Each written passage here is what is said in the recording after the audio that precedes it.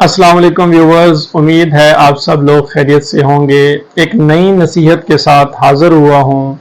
नसीहत ये कि अगर हमारे खलूस का या हमारी खालिस नीयत का, हमारे किसी के साथ मुखलस होने का अगर कोई नाजायज़ फ़ायदा उठा जाए तो फिर उस मौका पर हमें क्या करना चाहिए, बेहतरीन हिकमत अमली क्या होगी। एक हकीम साहब के पास एक आदमी आया, उसके पास एक डब्बा था।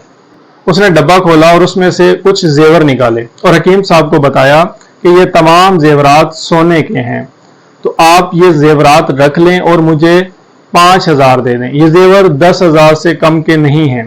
हकीम साहब ने कहा, मैं ऐसा काम नहीं करता, लेकिन उस शख्स ने ऐसी कोई मिन्नत समाजत की, अपनी मजबूरी बताई कि हकीम साहब मान गए। हकीम साहब ने उसे 5,000 दे के रुखसत कर दिया और उसका जो जेवर था उसको अपनी अलमारी के अंदर रख दिया।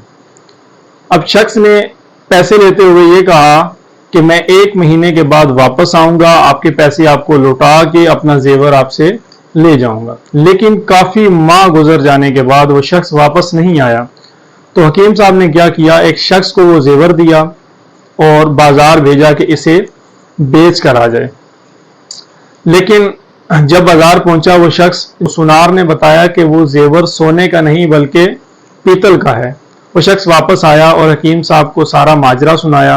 हकीम साहब को बहुत सदमा हुआ, लेकिन वो पैसे के खो देने के बाद अब खुद को नहीं खोना चाहते थे, तो उन्होंने ये सब कुछ भुला दिया। लेकिन एक काम किया कि उसके जेवर को सोने वाले खाने से निकालकर पीतल वाले खाने में रख दिया।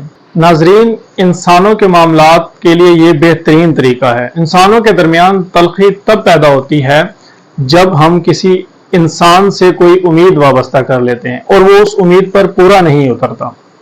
तो इस सूरत हाल में सबसे बेहतर तरीकाकार यह है कि आदमी को उसके खाने से निकाल कर दूसरे खाने में रख दिया जाए।